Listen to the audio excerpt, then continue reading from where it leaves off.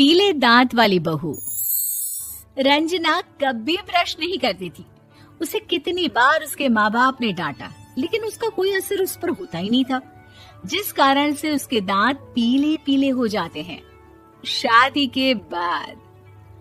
अरे बहू, वैसे तो तुझ में कोई कमी नहीं है, पर तेरे दांत इतने पीले कैसे हैं बेटा? कैसे मतलब? कोई सर्जरी थोड़ी ना कराई है। वो तो क्या नाम, मैं ब्रश नहीं करती थी तो पीले हो गए। अब क्या करूं? आप कहें तो लाल करवा लूं या फिर काले? यार ये क्या है, क्यों माँ से लड़ रही हो? लड़ रही हूँ? अरे मैं लड़ रही हूँ या ये बोल रही है कि दांत पीले हैं, पीले। अरे तपस्या थोड़ी ना की है इन्हें पीले करने के लिए। बकायदा ब्रश नहीं किया है 20 साल तक, तब जाकर। छी, कैसी बात कर रही हो? ये उस वक्त तो पीले नहीं थे जब हम लोग तुम्हें देखने आए थे। अरे तब साफ करवा लिया होगा डेंटिस्ट के पास जाकर। अब देखो कैसे पीले पीले लग रहे हैं। रंजना सास की तरफ गुस्से से देखती है। फिर शुरू हो गई पीले पीले पीले। अरे पीले तो तब भी थे जब मेरे हाथ का रसगुल्ला उड़ा उड़ा कर खा रही थी और बोल रही थी, लड़की नहीं गुणों का खजाना दे रहे भाई साहब आप। खैर, अब वो लोग करते भी तो क्या करते, पीले दांत वाली बहू पल्ले पड़ी थी तो झेलना तो था ही। एक दिन कीर्तन में रंजना गाना गा रही थी। अरे कमला बहन, माँ का द्वार है, यहाँ तो सब शुद्ध होकर आते हैं, फिर अपनी बहू को ब्रश भी नहीं करवाती तुम। दूर से पीले पीले दांत भक्ति में बाधा उत्पन्न कर रहे हैं। अरे कोई 2 साल के बच्चे थोड़ी ना लेकर आई हूँ मैं बहू बनाकर। अच्छी खासी लड़की है, अरे कैसे करवाऊं ब्रश? ये तो उसे खुद करना चाहिए ना। अब माँ बाप तो इसके जैसे तैसे निपटा दिए, ये नहीं सोचा कि सास कैसे संभालेगी। सास बहू को लेकर घर आ जाती है, लेकिन सोच लेती है कि अब इसे लेकर कहीं नहीं जाएगी। अगले रोज बहू कहती है, अरे क्या हो गया, मंदिर नहीं जाना क्या? कीर्तन का वक्त हो रहा है। मेरी मधुर वाणी से कान्हा जी जागते हैं और सोते हैं। आप तो जानती है ना उनकी भक्ति में कितना मन लगता है मेरा। वो क्या है ना, तबीयत ठीक नहीं लग रही है मेरी, आराम करूंगी मैं। तबीयत ठीक नहीं लग रही? अभी तो मिथुन के गाने पर नाच रही थी आप, और अब बोल रही है कि तबीयत ठीक नहीं लग रही। अरे भक्ति में मन लगा लो सासू माँ, ऊपर जाना है, क्या मुंह दिखाओगी आप? हाँ?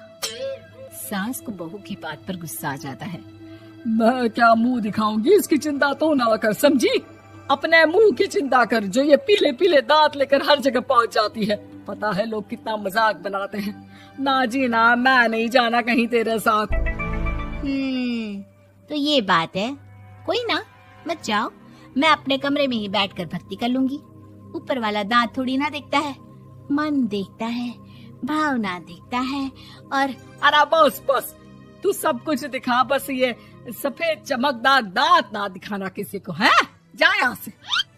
बहू को सास की बात का कोई फर्क नहीं पड़ता, वो तो जैसी थी वैसी ही रह जाती है। सुबह नहाकर किचन में खाना बनाना, फिर खाना खाना, कीर्तन भजन करना और सो जाना। एक दिन, माँ जी मैं सहेली के घर जा रही हूँ, शाम को लेट आऊंगी। हाँ हाँ तो जाना, मैंने कौन सा तेरी आरती करनी है घर पर बैठकर। रंजना सहेली के घर जाती है, जहाँ वो पार्टी में जाने की तैयारी कर रही होती है।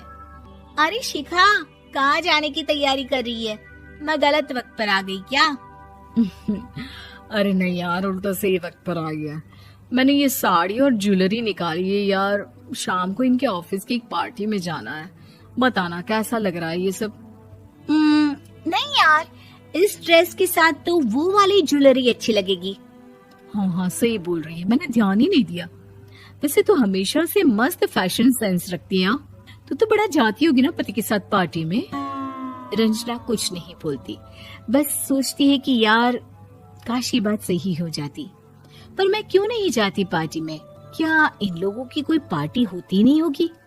रंजना घर आती है और रात में पति से सवाल करती है, एक बात बताइए, आप मुझे किसी पार्टी में क्यों नहीं ले जाते? क्या आपके यहाँ ऑफिस में पार्टी नहीं होती? पति बेचारा क्या कहता कि दांत पीले हैं तुम्हारे इसलिए। अरे कोई पार्टी होती नहीं हम लोगों के ऑफिस में, तो कहाँ से लेकर जाऊं? और मार्केट, मॉल, कहीं वीकेंड घूमना, कहीं तो। अरे यार सारे हफ्ते में एक छुट्टी मिलती है, तो सोचता हूँ कि आराम ही कर लूं। क्यों? रंजना मन मार के रह जाती है। पहले कभी सास के साथ मंदिर जाया करती थी, लेकिन वो भी सास ने ले जाना बंद कर दिया। घर बैठी बैठी रंजना बोर हो जाती है। तभी उसे आइडिया आता है और वो मायके जाने का सोचती है। सासू माँ, 2 दिनों के लिए मम्मी के घर जा रही हूँ। अच्छा ठीक है, आराम से जा। और हाँ, माँ से कुछ अच्छी आदत सीख कर आना कि कैसे शरीर के हर भाग की तरह दांतों की सफाई भी जरूरी होती है, समझी? शुरू हो गई ना आप। वो लोग आपकी तरह नहीं है कि छोटी छोटी बात का बतंगड़ बना दे। उन लोगों के लिए मैं मायने रखती हूँ, ना कि मेरे पीले पीले दांत। रंजना माँ को बिना बताए उन लोगों को सरप्राइज देती है, लेकिन जैसे ही वो दरवाजे पर पहुंचती है, अंदर देखती है कि घर वाले कहीं जा रहे होते हैं। अब माँ, काश रंजना दीदी के दांतों वाली प्रॉब्लम नहीं होती, तो वो भी हम लोगों के साथ चलती ना बुआ जी की बेटी की शादी में। हाँ बेटा, लेकिन अब उसे कौन समझाए कि उसको उसके पीले दांत नहीं दिखते, लेकिन उसके आसपास के लोगों को कितना एम्बैरेसिंग फील कराते हैं। मुझे तो कितनी बार उसके स्कूल की टीचर ने शिकायत की कि उसके साथ कोई लड़की बैठना भी नहीं चाहती, और ना ही कॉलेज में कोई उससे बात करना चाहता था। लेकिन पता नहीं क्यों उसे ये बात समझ में ही नहीं आती। कोई कमी नहीं है उस लड़की में, बस यही कि दांत पीले हैं। वो तो भला हो जीजाजी और उनकी माँ का, जो दीदी को जैसी है वैसे ही रखा हुआ है। रंजना को अपने घर वालों की बात सुनकर बहुत दुख होता है।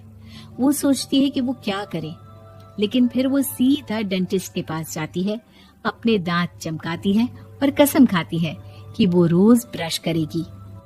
अरे क्या हो गया? तुम तो 2 दिनों के लिए गई थी ना, पर कोई ना, अच्छा है, चलो आ गई तो। रंजना सास के सामने आकर खड़ी हो जाती है और पूरी स्माइल करती है, उसके चमकदार दांतों को दिखाती हुई। चले मंदिर। माँ, मुझे माफ कर दीजिए, मैंने आप लोगों को बहुत एम्बैरेसिंग फील करवाया। मैं आज से रोज ब्रश करूंगी।